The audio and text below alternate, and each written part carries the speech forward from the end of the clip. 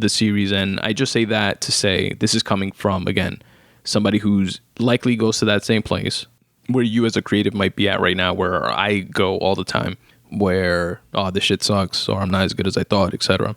And telling you that, one, yeah, that's a thing that happens to the best of us. And two, use that as a tool to either strengthen what you're bad at or find what you're great at. And according to him, this is the key to unlocking what is going to make you successful. You know, you finding that thing that you're good at and then reinforcing and working on that.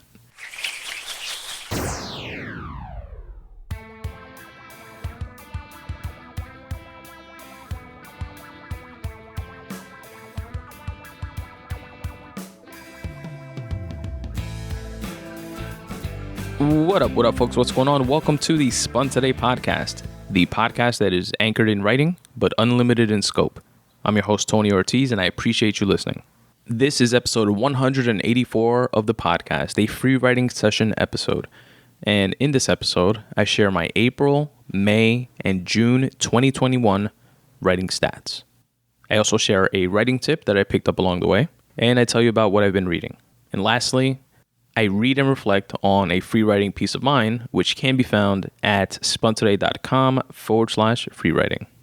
Stick around for all that good stuff. But first, here's a very quick way that you can help support the Spun Today podcast if you so choose. You can support the Spun Today podcast by checking out my writing. You can go to spuntoday.com/free writing and check out some of my free association writing, which is intended to be some cathartic free writing, but oftentimes doubles down as motivation for myself and others. At spuntoday.com/short stories, you can read a bunch of the different short stories that I've written and actually listen to the audiobook versions of those short stories there as well. Another way you can help support my writing is by going to spuntoday.com/books and checking out what I have in store for sale. Digital copies are available in all formats, whether it be Kindle, iBooks, or a different type of e-reader. You can also purchase paperback copies, if that's your preferred reading method. Currently available, I have my nonfiction, Make Way For You, which is a collection of freely written thoughts that were curated and put together as tips for getting out of your own way. Also available is my debut time travel novel, titled FRACTAL. Again, go to spuntoday.com/books to show your support. Alrighty, my writing stats. Good numbers for April and May, and much worse percentage-wise when it comes to June, which a benefit of doing these episodes and also just keeping track of my writing stats is that I see something like this and I see April, May, and June. Although I started off good, I regressed in each of the subsequent months. So the benefit of that is it gives me a visual, and says, yo, step your game up for July because you're slacking. That said, in the month of April 2021, I wrote 17 out of the 30 days of the month for a writing percentage of 56.7%. In the month of May 2021, I wrote 16 out of the 31 days of the month for a writing percentage of 51.6%. So I dropped by about 5.1 percentage points there. And then in June, the month of June 2021, I wrote only 13 out of the 30 days of the month for a writing percentage of 43.3%.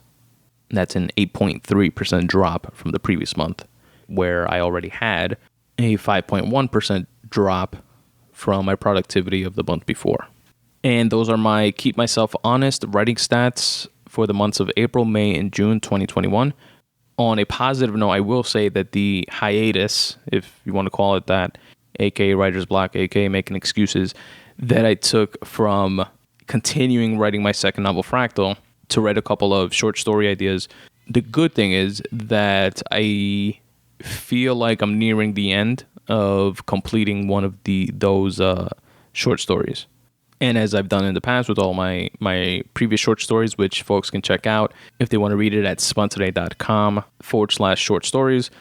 As I have done with all of those, I'll definitely do with this one and create a short story audiobook for you guys to listen to as well.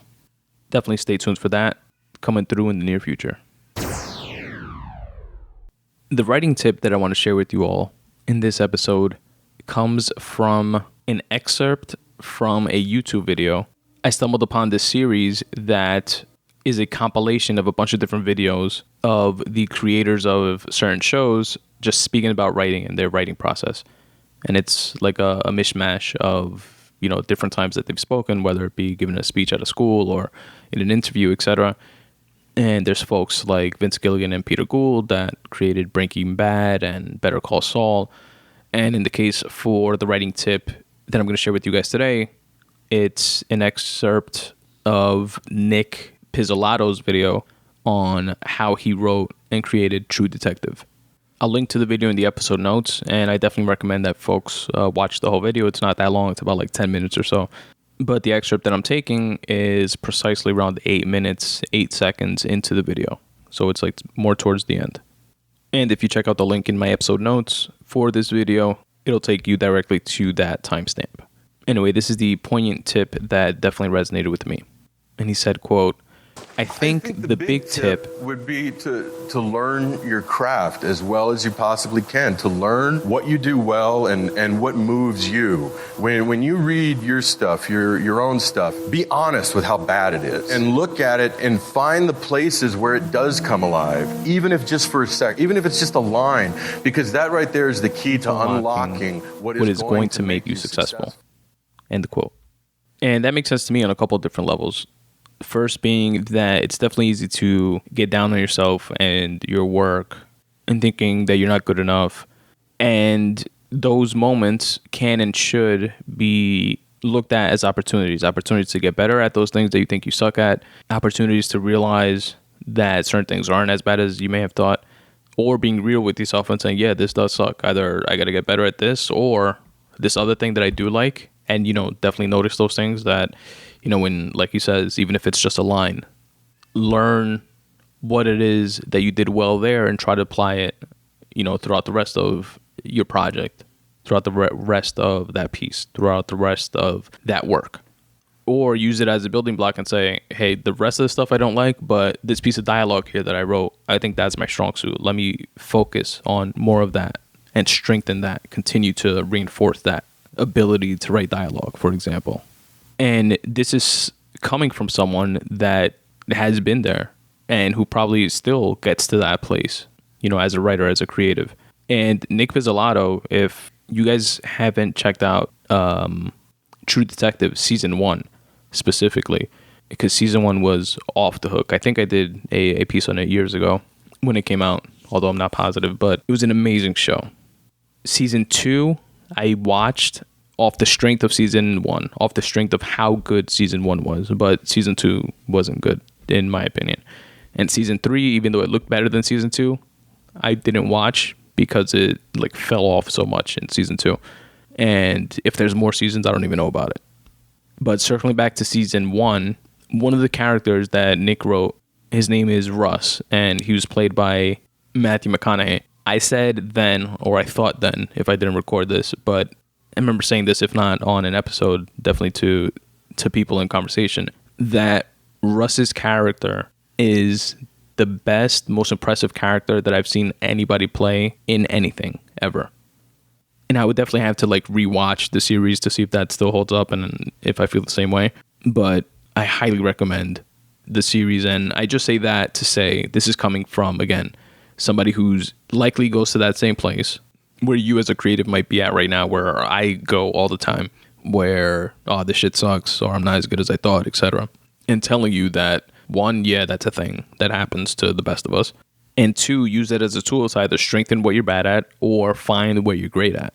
And according to him, this is the key to unlocking what is going to make you successful. You finding that thing that you're good at and then reinforcing and working on that. And that, folks, is my writing tip for this episode, which is, again, an excerpt from Nick Pizzolato speaking on how he wrote True Detective. What I've been reading. I've been reading The Archer, written by Paulo Coelho. And here's the official synopsis. In The Archer, we meet Tetsuya, a man once famous for his prodigious gift with a bow and arrow, but who has since retired from public life, and the boy who comes searching for him. The boy has many questions, and in answering them, Tetsuya illustrates the way of the bow and the tenets of a meaningful life. Paulo Coelho's story suggests that living without a connection between action and soul cannot fulfill, that a life constricted by fear of rejection or failure is not a life worth living. Instead, one must take risks, build courage, and embrace the unexpected journey fate has to offer. Then it goes on to say, with the wisdom, generosity, simplicity, and grace that have made him an international bestseller, Paulo Coelho provides the framework for a rewarding life. Hard work, passion, purpose, thoughtfulness, the willingness to fail, and the urge to make a difference. And Paulo Coelho, for those of you that don't know, is the author of one of my favorite books, which is The Alchemist. It's a book that has sold something like over 80 million copies worldwide, translated into dozens of languages in different territories. And it's a book that I've revisited multiple times, and each time get something else from it. And I would imagine it's going to continue to be like this, throughout life, or my life rather, revisiting the story and seeing it from the point of view of a different character. Because at different stages in your life, as is common, I guess, with books, you can go back and you're at a different stage in your life, so you resonate with a different character. So you see the entire story from a different point of view, and you get different things from it.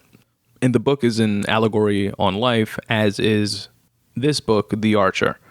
And I heard of The Archer after reading The Alchemist, but I never checked it out. But it's something that just kept popping up. Either I heard people mention it on different podcasts, or I would just randomly get it in my inbox, like from a newsletter, or just read a blurb of, this is like worth reading, etc. And I decided to finally check it out, and I'm glad I did. First off, it's a super quick read. The paperback is, I believe, 160 pages, according to Amazon. And the audiobook, which is where I listened, is less than an hour long. So you could digest the entire thing in one sitting. As always, I'm going to share a couple different clips with you all that resonated with me and speak to them a bit. The best allies are those who do not think like everyone else. That is why when you seek companions with whom you can share your enthusiasm for archery, trust your intuition and pay no attention to what anyone else may say. People always judge others by taking as a model their own limitations, and other people's opinions are often full of prejudice and fear. Join with all those who experiment, take risks, fall, get hurt, and then take more risks. Stay away from those who affirm truths, who criticize those who do not think like them, people who have never once taken a step unless they were sure they would be respected for doing so, and who prefer certainties to doubts. And I think we could all use like a healthy mix of that type of advice, a healthy balance of that type of advice, if you will. Like he mentions, which is definitely true, I know for myself and for others as well, that people's opinions, again, including my own, are full of your own biases, your own prejudices, your own fears, and you tend to project that onto others, whether you're well-intentioning or not. Not in a negative way. It's just that you come with your own baggage, and your outlook is shaped by your experiences, and again, your fears and your insecurities, etc. And that all is part of the cacophony that is the advice that you give someone. And it's important to be weary of that and understand that. And that type of concept is where, like a saying, like, take it with a grain of salt comes from. Like, don't take everything on face value. And I also like the advice of, joining more with like the risk takers versus the folks that are only do things that they are sure of what the outcome is going to be. And if that outcome, pleases the masses, etc. And this is something to take within reason, right? It's not like, join with the risk takers that are about to rob the bank and, take a big risk with their freedoms and stuff like that.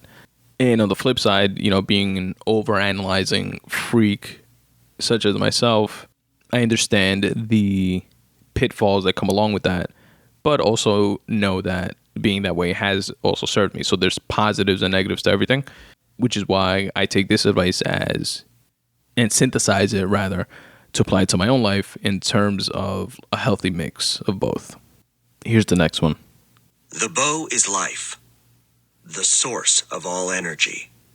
The arrow will leave one day.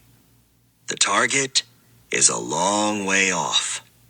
But the bow will stay with you, and you must know how to look after it. It requires periods of inaction. A bow that is always armed and braced loses its strength. Therefore, allow it to rest, to recover its firmness. Then, when you draw the bowstring, the bow will be content, with all its strength intact. And going back to what I said before, listening to something like this, I can already see how at, different times in my life or, in different moods that I might be in, it'll affect the way I take that in and think of that like metaphor. Like, what is the bow? Is the bow a metaphor for life? Is the bow a metaphor for your body? And, hence I'm speaking about the importance of periods of rest and recovery, so your body can be as strong as powerful. And then if that's the case, what is the arrow? Is the arrow your soul that will one day leave your body? It's interesting food for thought. And it makes you understand why the New York Times is quoted as calling Paulo Coelho a novelist who writes in a universal language. And we're seeing it here, right? Like he doesn't write, I don't believe he writes in English. He's Brazilian, if I'm not mistaken. So I would imagine he writes in Portuguese. But that universality comes through, and the fact that his books get translated in dozens of different languages. Anyway, here's the next one. The arrow is the intention.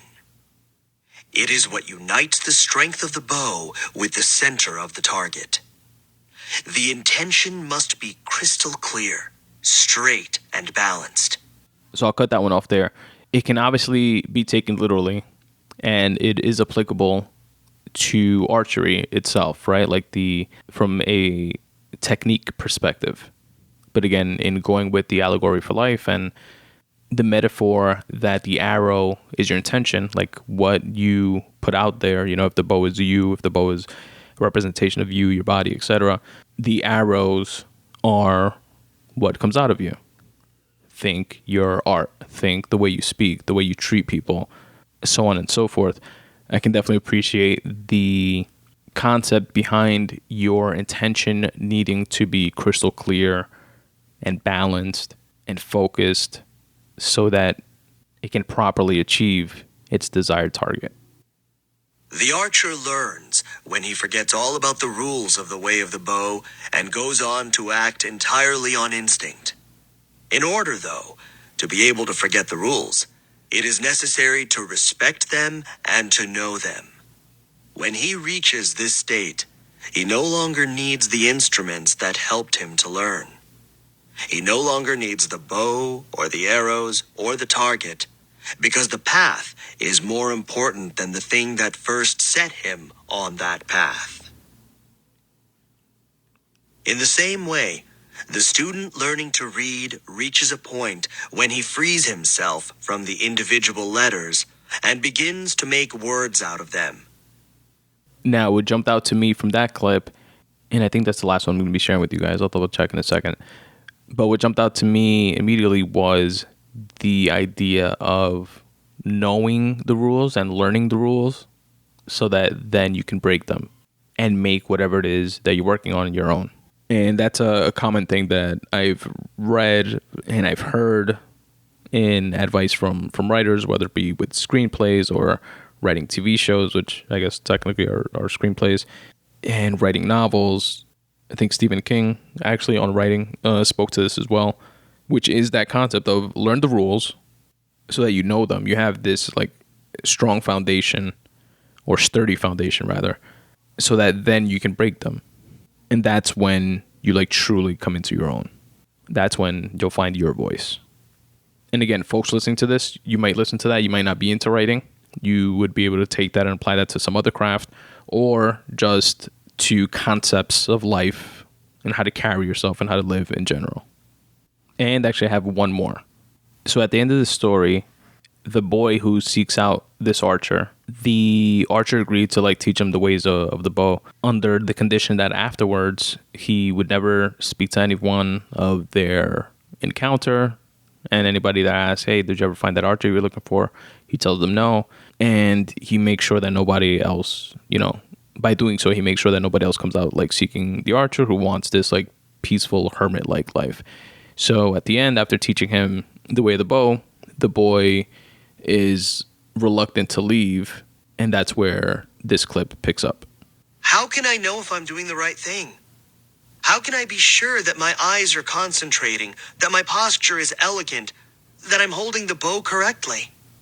Visualize the perfect master always by your side, and do everything to revere him and to honor his teachings. This master, whom many people call God, although some call him the thing and others talent, is always watching us. He deserves the best. And I thought that to be such a useful tool. And I guess this is where like folks that are religious, lean on religion. And like he mentions in this, other folks, call something like this talent, or like Stephen Pressfield refers to the muse as, like the writing gods that he's like an antenna for when it comes to his writing. And it's such a useful tool to, I guess, kind of sort of put the responsibility on some external force, when it comes to like art and creativity and expressing yourself, and, not bogging yourself down with the pressures of that and just allowing things to flow. It's like such a good tool to use and an interesting way to look at it and to go about doing things that seems both ethereal and practical at the same time. And I kind of liken it to a child or a kid like wanting to do something to impress their parents or to make their parents proud. So I definitely thought that was a good way to a good tool to like internalize and apply as needed, where when you're embarking on a project, on a new story, or whatever it is that is your thing, and you're kind of like hesitant and gun shy about it, and damn, am I going to be good enough or not? Picture that perfect master standing by you, and do your best, give it your all, and make it happen in a way that'll make him or her proud. And that, folks, is what I've been reading. The Archer by Paulo Coelho. I'll link to it in the episode notes. It's a great read. I highly recommend it. Check it out. And last but not least, the free writing piece that I want to share with you all today was posted to my website, spuntoday.com, on July 5th, 2021. I wrote the actual piece about 6 years ago, as you'll see. But if you want to read along, you can check it out again at spuntoday.com and look for the post in the free writing section that was posted on July 5th, 2021, or check out the episode notes where I will link to this specific writing piece directly. The title of it is Why You Need to Write Every Day. Something that if you take a look at my writing stats from April, May, and June of this year, I clearly did not do. I consistently don't take my own advice. The struggle is real, folks. But that just gives me something to strive for, right? Or am I making excuses? Anyway, title of the post is Why You Need to Write Every Day. And here's what I wrote. Picture a crumpled up sheet of paper. Every day that you put forth a concerted effort to write, you make an ever so slight flattening of one of the creases in that crumpled up sheet of paper. The more work you put in, the more it opens up. Draft 1, it's halfway open. Draft 2, it's completely flattened out. Final draft, you iron it out to pristine condition. Both the quality and quantity of what you're left with correlate to the amount of work you put in. From a quote used in a meme to a 1,000-page novel. Flatten out all of the crumpled up pieces of paper in the wastebasket of your mind. And I wrote that on Friday, November 20th, 2015 at 5:55 p.m. Damn, there's a lot of fives in that. Friday, which starts with an F, and so does 5. 11/20/2015. 11, which is like November, which is like the Friday of the year, of the months of the year. 2015, which ends in a 5, and 5:55 p.m. Anyway, that just jumped out at me. But going back to what I wrote, when I read this, what I picture?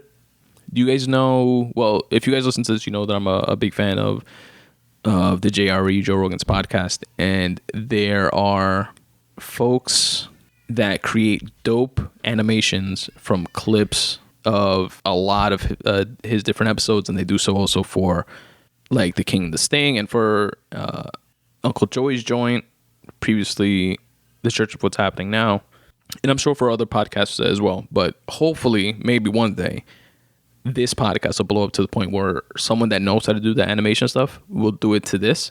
And I picture it as, like, I start off, saying, picture a crumpled up sheet of paper. And I picture like an animation of that crumpled up sheet of paper on one side of the screen, and then on the other side of the screen, someone that is showing up to work, showing up to write. And every time they do, that crumpled up piece of paper, starts unfolding. Like I write draft 1, it's halfway open. The person keeps showing up and grinding and writing. Draft 2 comes about, and now the crumpled up piece of paper is completely flattened out. Then they continue to grind and work and edit, and they have their final draft. And now it's like a pristine sheet of paper, maybe, evolved into like a short story or a book or something like that in the animation. This is how I'm picturing the animation, by the way. And then as a direct result of that hard work and dedication and that getting good at it by grinding and working and learning about your craft, like the quality of that book is shown by, stamps getting put on it again in this like automation that I'm picturing in my mind, like New York Times bestseller, Amazon bestseller, Pulitzer Prize, this, that, the other, etc. So anybody out there that knows how to do this animation stuff and happens to hear this, I will be forever in your debt if you make that happen. Anyway, going back to this writing piece, I like it. I like going back to Nick Pizzolatto's advice, find like that, even if it's one line that you like, that one line for me from this piece, which is kind of like rambling in the beginning. I like the very end of it, which is ties in the concept of the entire piece above it, but ends with flatten out all the crumpled up pieces of paper in the wastebasket of your mind.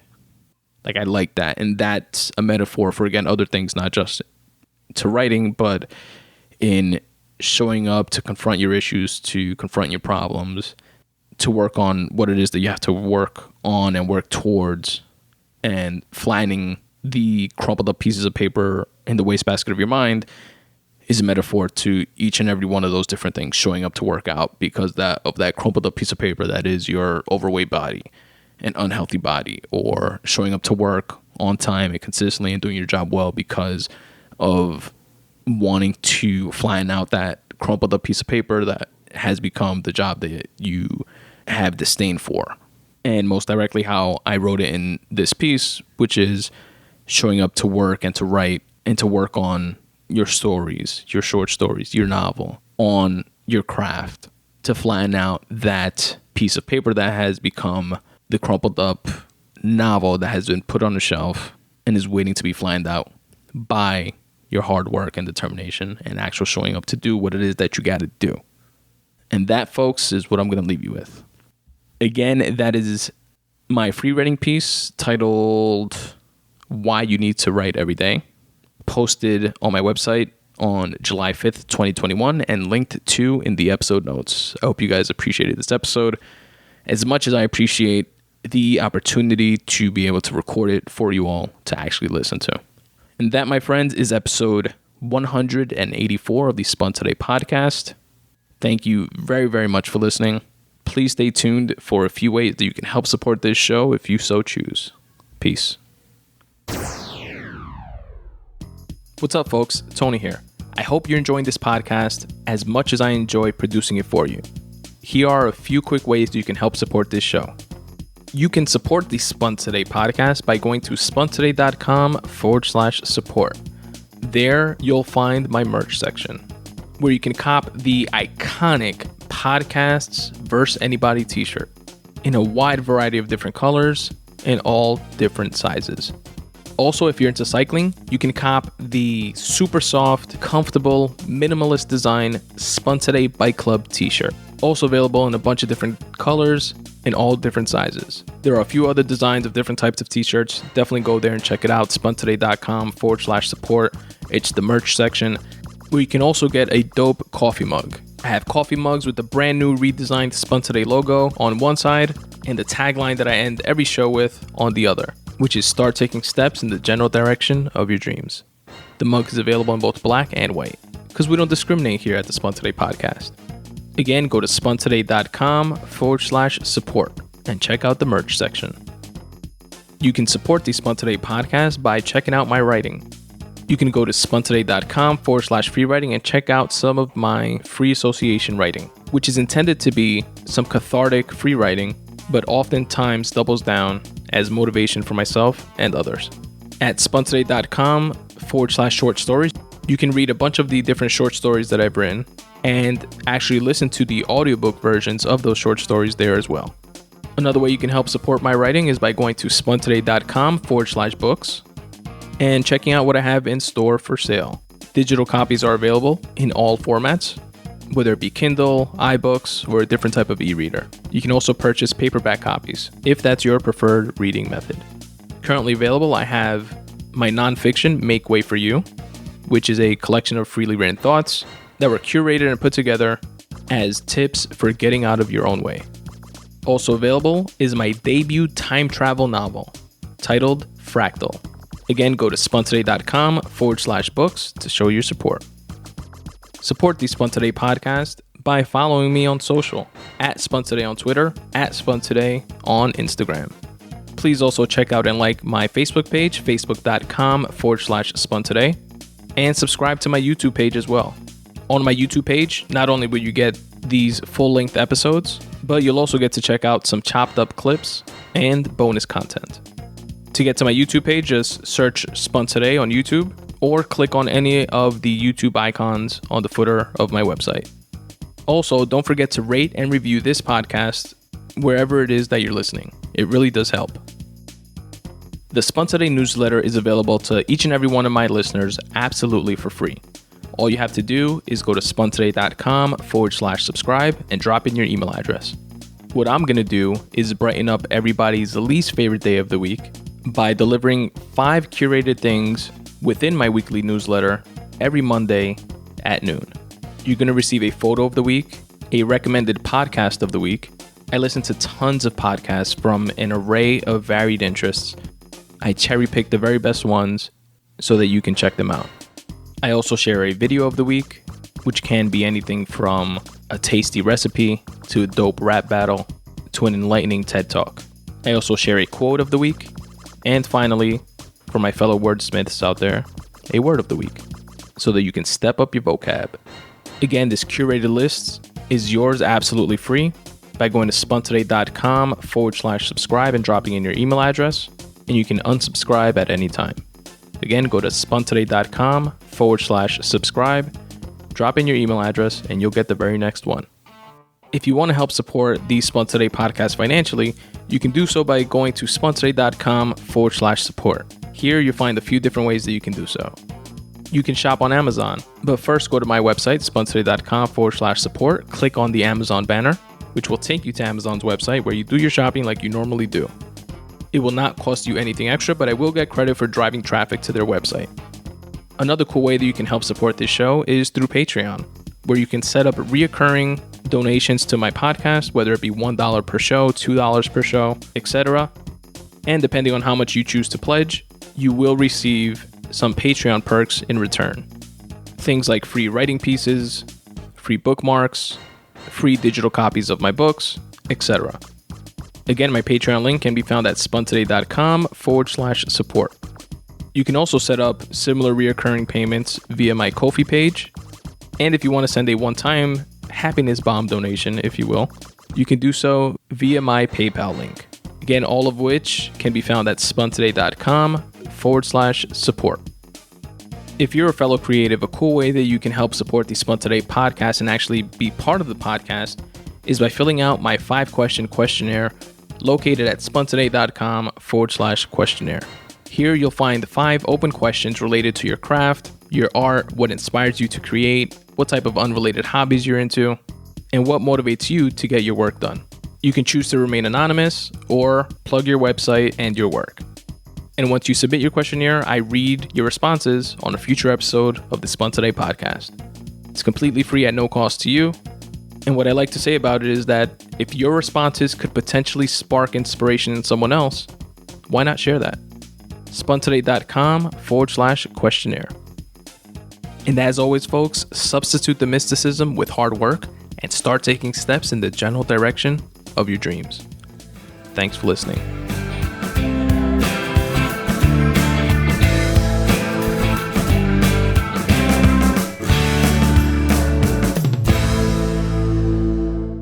I love you, Aiden. I love you, Daddy.